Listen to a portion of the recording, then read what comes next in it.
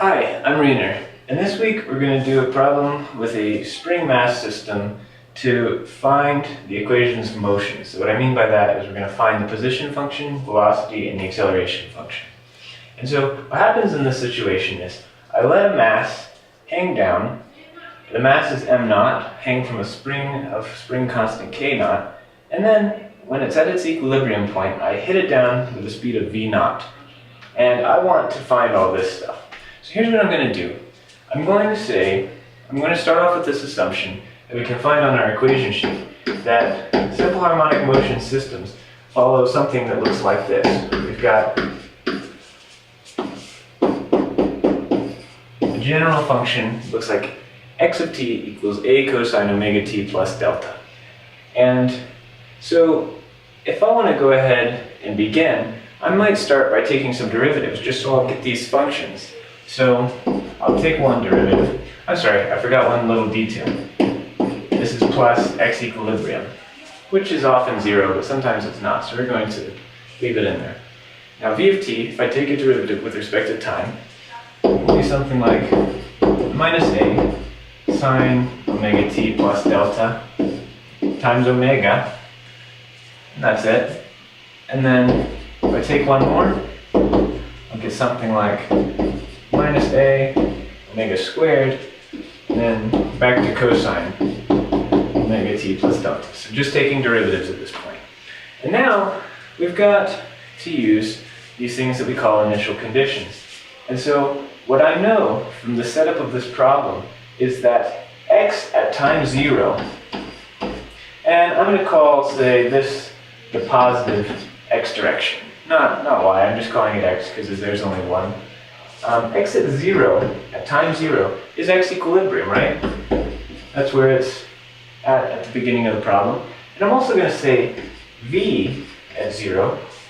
I know that at this first instant in time, it's going downwards with the speed of v naught. Since I call it upwards positive, I'll say v at time 0 equals negative v naught. So now I'm going to plug into these equations. So what I'm going to do is just erase some of this stuff. I'm going to say at x of t, we're going to have this position at this specific time of x naught. And I'm just going to plug in t for 0. And I'll call that x equilibrium, not x naught. And then I'm going to do the same deal here. For v of t, I'm going to plug in minus v naught, I said I would plug in. And I'm going to plug in 0 for time here too. And so what I end up with is something like x equilibrium equals a cosine of delta plus x equilibrium. And so I definitely want to subtract this off and say that's going to go to 0 and that's going to go to 0. And so now what I'm left with to make it a little bit clearer, less messy, we say a cosine of delta equals 0. Okay.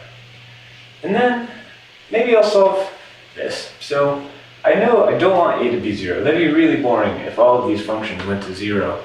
Then I definitely wouldn't get simple harmonic motion. So I know cosine of delta must be 0.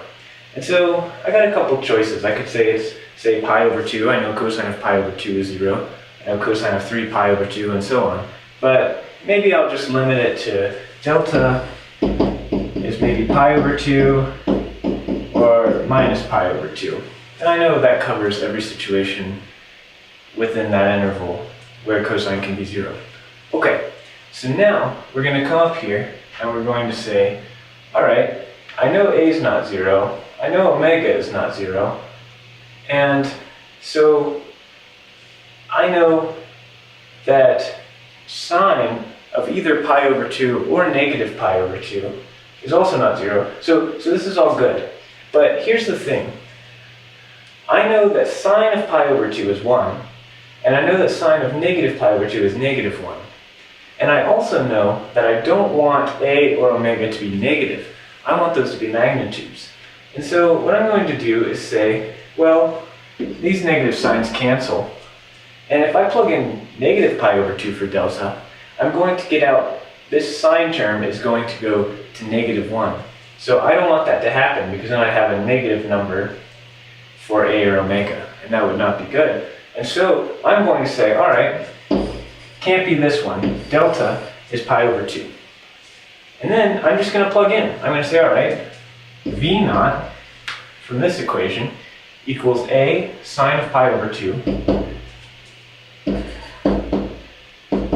And I know sine of pi over 2 is just 1, so I'm going to go ahead and cancel that guy, times omega. And so if I solve for A now, I get A equals V naught over omega. And so let's assume we know omega. We can find it. We can say square root of k naught over m naught if we really want to. But it's not so important because that's something we can find with other means.